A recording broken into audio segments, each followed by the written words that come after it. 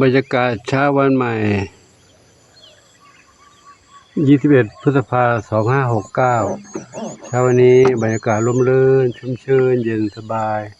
หน้าพุทธสถานวัดโป่งชัยตำบลบ้านสาอำเภอเจ้าห่มจังหวัดลำปางบรรยากาศในช่วงฤดูฝนต่างจากฤดูแล้งฤดูร้อนสิ้นเชิง หน้าฝนก็จะเขียวขจีต้นพืชต้นหญ้าต้นไม้ต่างๆก็ผลิใบออกมาเขียวทุกต้นทุกบริเวณพื้นที่ตรงนี้เข้ามาในวัดก็มีลูกศิษย์ทั้งหลายรอหลวงปู่อยู่ที่นี่กันน้องไก่น้องเหมียวน้องไก่ใครมารอรับหลวงปู่นี่บุญนำส้มอ่อนสีลูกและกอไก่ทั้งหลายมันมีใครอีกทั้งนี้มีใครอีกมีใครอีกมีใครจามจุลีเสียงนกกระว่าว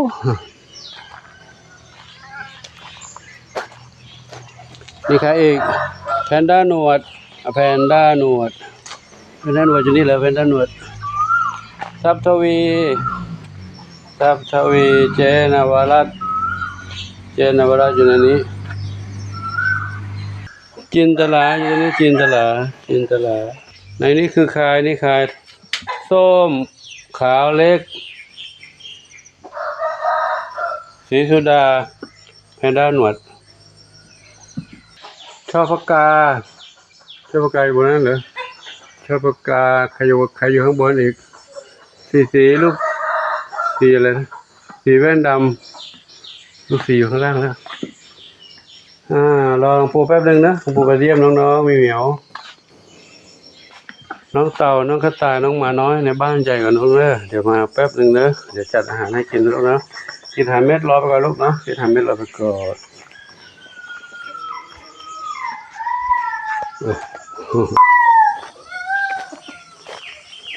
อะไรจะมาน้อยอะไรวันนั้นได้ยินเสียงหลวงปู่ร้อง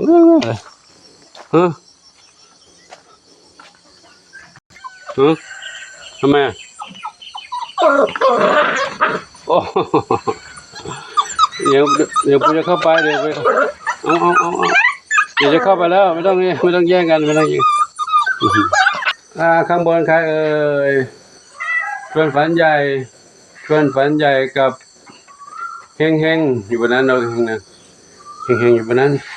ข้างล่างนี้ใครเดี๋ยวสีหน้าส้มอยู่ตรงนี้สีหน้าส้มปุยฝ้าย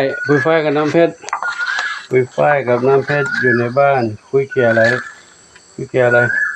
กระบะทรายอยู่ในกระบะทรายเข้าห้องน้ำแล้วมาด้านนี้มาน้อยมาลุมอยู่ล้อมอยู่นี่มาน้อยน้องพันจิตมีสุขเจดีสุพรรณษา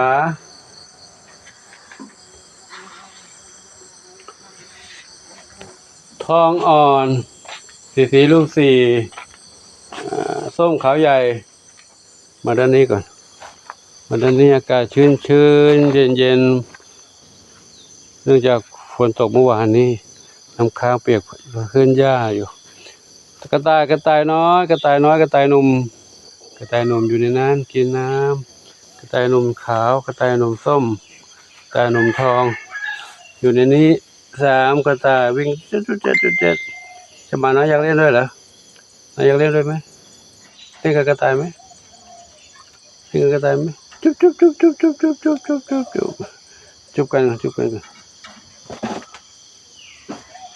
ุ๊บกันทักทายกันก่อนเนาะ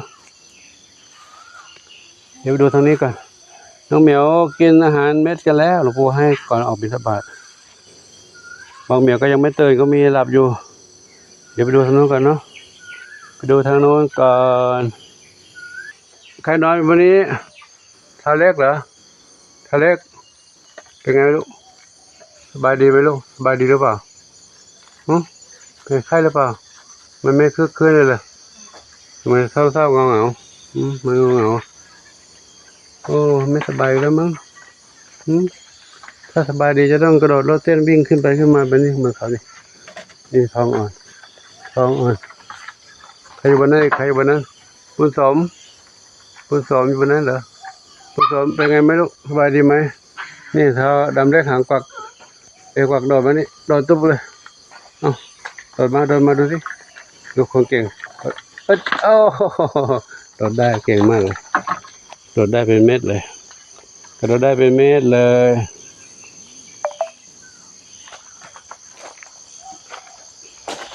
จะมาน้อยไปกวนกระต่ายน้อยทำไมน่ะ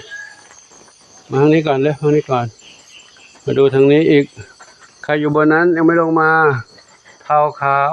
เทาอยู่บนนี้เนาะมาทางนี้น้องกระต่ายน้อยแต่น้อยอยู่ในนั้นหมาน้อยก็จะกวนเมื่อคืนใครร้องเงี้ยวใครร้องเงี้ยวเจ้าผลไม้ทั้งห้าแล้วลูกผลไม้ทั้งห้า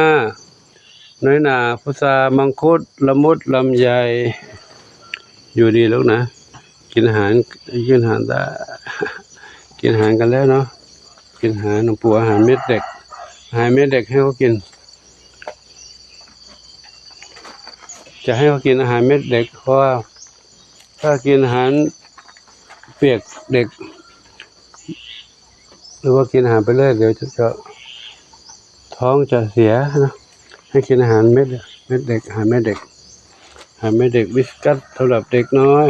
2 ถึง 12 เดือนกินแบบนี้ให้ก่อนใครอยู่บนนั้นอีก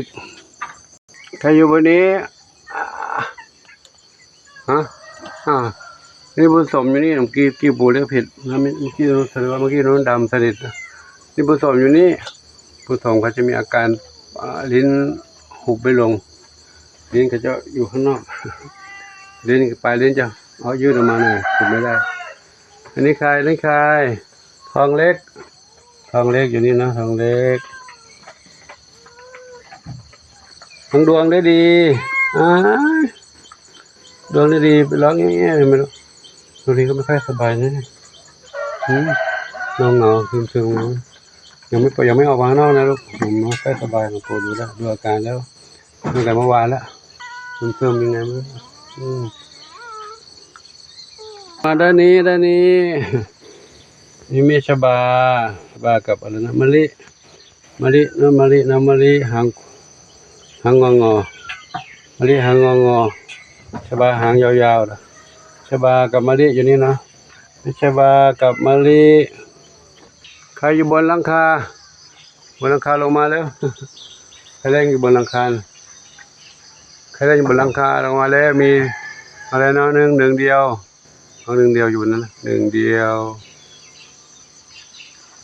จะมาน้อยตามไม่ห่างเลยมาน้อยใครวิ่งเล่นบนหลังคานั่นใครวิ่งเล่นบนหลังคา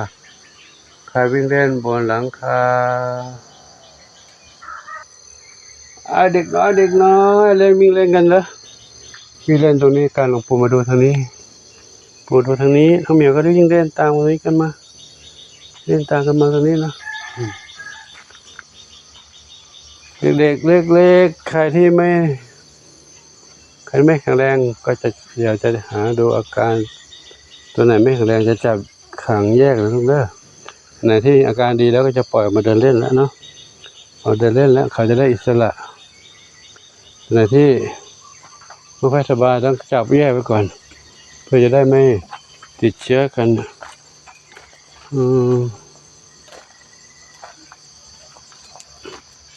น้องพี่กุลนอนนี่เหรอพี่กุลนอนตรงนี้กุลก็ไม่ค่อยสบายเจ็บก้นโดนเขากัดก้นพี่กุลกุหลาบอยู่นี่กุหลาบพี่กุลกุหลาบชบามะลิดาวเล็กหางกวักเหรอน้องอยู่นี่ก็ลูกนะดวงฤดีอยู่นี่ก็เนาะ ไม่ร้องไม่ร้องไม่ต้องอ้อนเลยไม่ต้องอ้อนนะจ้าค่อยสบายนะน้องเหมียวไม่สบายกันแต่หมาน้อยแข็งแรงมากหมาน้อยเล่นทั้งวันได้ทั้งวันและหลวงปู่ขอยุติคลิปไว้ที่นี้ก่อนเนาะขออนุโมทนาสาธุกับทุกท่านที่ได้รับชมแล้วก็เรื่องราวต่างๆของน้องเหมียวเดี๋ยวหลวงปู่ขอกินไว้ที่นี้ก่อนจะได้จัดให้เขากินพบกันใหม่ในคลิปต่อไปขอความสุขจงมีแด่ทุกคนทุกท่านทุกคนสาธุอายุวันโนสุขังพลังใครอยู่บนหลังคาเต็มเลยอ่ะ ฮะเล่นบนหลังคาเหรอเล่นบนหลังคาสบายใจแล้วเนาะเอาละเดี๋ยวบูจัดหาเรื่อยใจเย็นแล้วสาธุอายุวันโนสุขังพลัง